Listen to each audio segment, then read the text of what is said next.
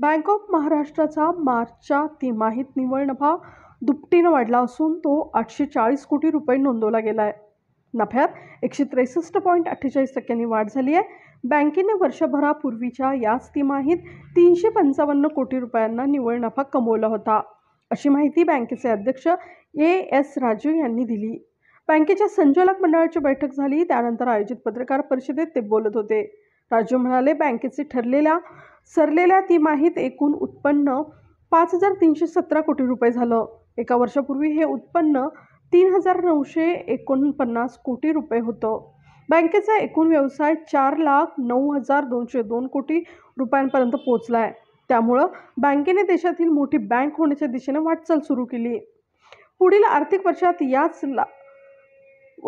5 लाख कोटी रुपयांच्या व्यवसायाचं उद्दिष्ट निश्चित केलं गेलं आहे. महाबँकेत ठेवी ठेवण्यास ग्राहकांनी प्राधान्य दिलं आहे. त्यामुळे बँकेतील ठेवी 15.71% वाढून 2,34,000 कोटी रुपयांपर्यंत वाढल्या आहेत.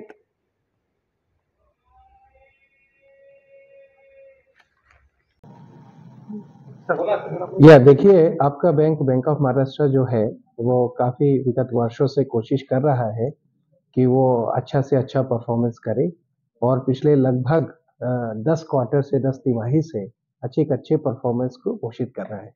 इसी प्रक्रिया में आज बैंक के बोर्ड ने अपना जो क्वार्टरली और एनुअल जिसको हम बोलते हैं, बिकॉज अब सालाना खत्म हो गया है मार्च 31 मार्च 2023 का, तो आज बोर्ड ने अपने रिजल्ट को अडॉप्ट किया है और उस अडॉप्ट करने के बाद हमने ये प्रेस समीक्षा यहाँ पे रखी है। अगर आप देखें तो ऑलरेडी ये करीब 2 या 3 अप्रैल को बैंक ने बॉम्बे स्टॉक एक्सचेंज और नेशनल स्टॉक एक्सचेंज में बताया हुआ था कि लगभग 4,09,000 करोड़ का व्यवसाय पूरा किया गया है और उसी के तहत आज हमने पूरा रिजल्ट देखा तो आपने प्रेस रिलीज में हमारे अध्यक्ष महोदय को भी देखा होगा बताते हुए कि बैंक के कुछ पैरामीटर्स हैं जो बहुत ही अच्छे हैं, जैसे कि टोटल बिजनेस है 4.09 लाख करोड़ क्रॉस हो गया है। टोटल जो नफा है, नेट प्रॉफिट हम बोलते हैं, लगभग 2,602 करोड़ है।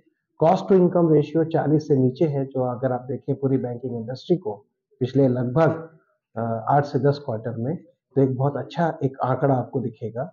इसी प्रकार से आप कॉस्ट टू इनकम इसका नीम को देखें तो 3.76 की रेंज में नीम है। आज अगर आप इसमें जो है तो दूसरे पैरामीटर है कासा, तो मैं तो ये कहूँगा कि बैंक ऑफ महाराष्ट्र को जो अपने कस्टमर ग्राहक है उनका जो प्रेम और वात्सल्य मिलता है वो बहुत अच्छा है, और चाहे वो महाराष्ट्र हो या महाराष्ट्र के बाहर, तो बैंक ऑफ महाराष्ट्र का जो कासा रेशियो है वो 53% के ऊपर है।